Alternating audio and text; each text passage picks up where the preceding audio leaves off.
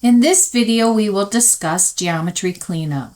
Geometry cleanup scans drawings to find common geometry errors, including gaps, overshoots, undershoots, and misaligned angles. It highlights errors directly in the drawing window with visual markers. Additionally, geometry cleanup offers several options for each error, allowing you to choose the best fix. I am now going to demonstrate this.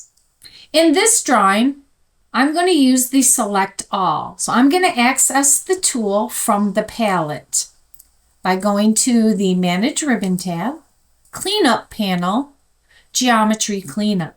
You'll notice that it opens the Geometry Cleanup palette. No objects are currently selected, so I'm going to choose the Select Objects button inside the palette.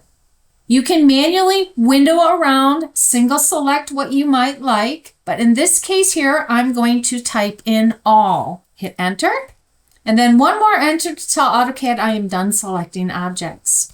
At this point, it prompts you with the geometry cleanup settings. So here's where you can go in and you can set up what tolerances you might want for each error type. I'm going to go ahead and leave all the default settings at this time and click Scan. Scan is complete. The error list has been updated. You can see that in this particular drawing, there are 6 remaining errors. There's nothing wrong with gap, overshoot, undershoot, absolute error at 0 degrees, but we do see that there are 2 for the absolute error on 90, and relative at 90, there are 4. So if we expand this first one, you can see each of the errors are spelled out. It shows you the coordinates of each one of these. If I choose this error within the palette, you're going to see that it highlights it in the screen. It activates the Geometry Cleanup toolbar where you can turn on and off for navigation. Once you see it highlight the error, you can either go to the error itself directly in the screen to see each one of the fixes that it suggests. As you move your cursor on each menu, you can see that it's actually going to highlight the geometry as it's going to fix it. It's a little tough to see it in this one. You can also do the same over here. Do a right click within the palette. So for this example, I'm going to go ahead and fix one stretch. You're going to notice that it cleans up the 90 degrees. So there's another one left.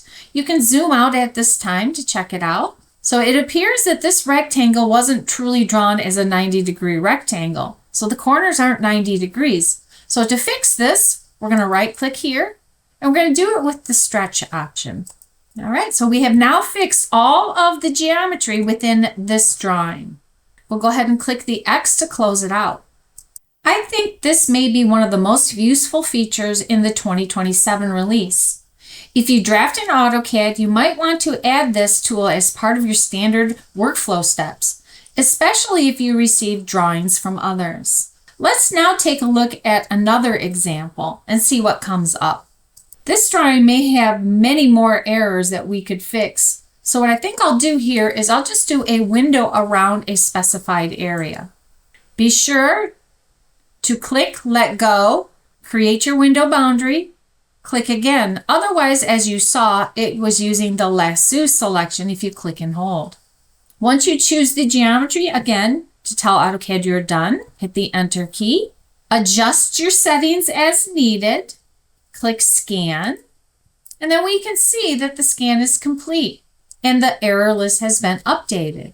We have 95 errors for this one. So we've got 63 gaps. So had we done ALL for all, there would have been a tremendous amount of errors. So if you just do a few window selections at a time, I might suggest that you do quadrants. Set up an area in your drawings to do specific quadrant selections, so you don't have as many to go through. So as we can see, if we choose one, going to zoom in on that, giving us the opportunity to do what we might want to do. So if I zoom out just a little bit more, I want to be able to see exactly what's going on, where this error is. So let's do a right click on that gap.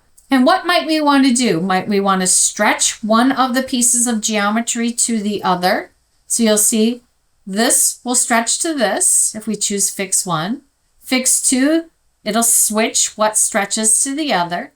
We have a move option and another move option, which is going to move the geometry. I would use that one with caution because it may actually move the geometry off of alignment somewhere else in the drawing.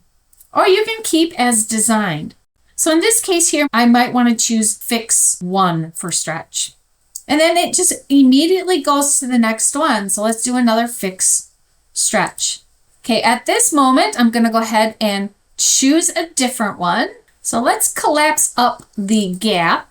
And let's check out some of the overshoots. Click in our first one. We have an overshoot here. So let's zoom out just a little bit. Let's right click, check out the different fixes. So we have a trim or a move or another move. So I think I'll go with the trim option on this one. Once it's done, it'll immediately take us to the next one. So here again, I'll do a trim. And continue on as needed. One thing to note, this tool allows you to scan for multiple errors at once, such as gaps, overshoots, undershoots, and angular deviations. However, it does not apply fixes blindly. You review each detected error individually to select, preview, and apply the best correction. Going back to the PowerPoint, I wanted to point out that there are new commands and system variables. So the new commands are geometry cleanup open, geometry error view close, exits the geometry cleanup review mode, and then geometry cleanup close. System variables, geometry cleanup state indicates whether the geometry cleanup palette is opened or closed. Geometry cleanup zoom pan controls whether clicking on a node in the tree view of the geometry palette auto zooms to the highlighted instances. As I mentioned earlier, I think this may be one of the most useful features in the 2027 release.